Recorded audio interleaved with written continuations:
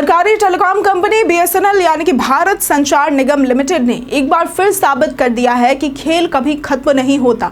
लंबे समय तक घाटे में रहने और आलोचनाओं का सामना करने के बाद अब बीएसएनएल अपने कमबैक के लिए पूरी तरह से तैयार है और इसका पहला मजबूत संकेत है कंपनी का हाल ही में मुनाफे में आना यानी कि प्रॉफिट कमाना।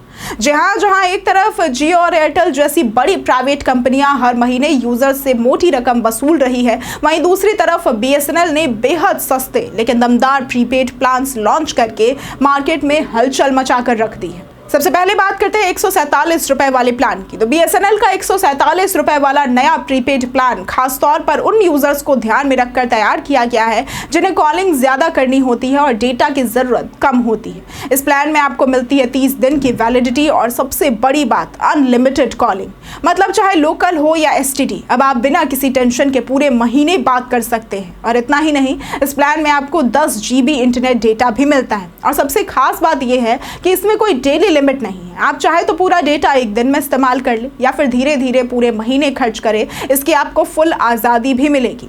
अब बात करते हैं 247 रुपए वाले प्लान की। तो अगर आप कॉलिंग के साथ साथ इंटरनेट का भरपूर इस्तेमाल करते हैं, तो वीडियो देखते हैं, सोशल मीडिया चलाते हैं या फिर ऑनलाइन क्लासेस अटेंड करते हैं, तो बीएसएनएल का 247 रुपए वाला प्लान आपके लिए एक बेहतरीन ऑप्शन है। इस प्लान में भी 30 दिन की वैलिडिटी दी गई है। इसके साथ ही आपको मिलते हैं पूरे 50 GB हाई स्पीड डेटा और हर दिन 100 SMS फ्री। यहाँ भी कोई डेली डेटा लिमिट नहीं है, जब मन हो जितना डेटा चाहे एक साथ इस्तेमाल कर सकते हैं। बीएसएनएल की रणनीति ये है कि इन दोनों प्लान्स को अगर साफ तौर पर देखें तो बीएसएनएल अब गंभीरता से अपने पुराने ग्राहकों को वापस लाने और नए यूजर्स को लुभाने में जुट गया है। जहां जियो और एयरटेल के प्लान्स में आपको अनलिमिटेड डेटा या कॉलिंग के लिए 300 से 400 रुपए तक चुकाने पड़ते हैं, वहीं बीएसएनएल यही सुविधाएं 150 से 250 रुपए में दे रहा है।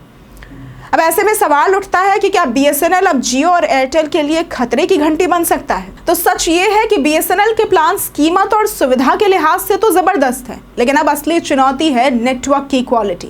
ग्रामीण इलाकों में बीएसएनएल की पहुंच अच्छी मानी जाती है, लेकिन शहरी क्षेत्रों में यूजर्स अब भी नेटवर्क की स्पीड और स्टेबिलिटी को लेकर शिकायत करते हैं। अगर बीएसएनएल आने वाले दिनों में अपनी नेटवर्क इंफ्रास्ट्रक्चर को अपग्रेड कर लेता है, तो ये प्राइवेट कंपनियों को टक्कर देने में पूरी तरह से सक्षम हो सकता है। बीएसएनएल का ये कदम न सिर्फ ग्राहकों के लिए राहत भरा है, बल्कि टेलीकॉम इंडस्ट्री में हेल्दी कंपटीशन को भी बढ़ावा देता है। कम कीमत, बेहतर फायदे और सरकारी भरोसे के साथ बीएसएनएल ने वापसी की हुंकार भर दी है। अब देखना ये होगा कि ये प्लान्स मार्केट में कितना असर दिखाते हैं और क्या बीएसएनएल मुनाफे की रफ्तार को और तेज कर पाएगा।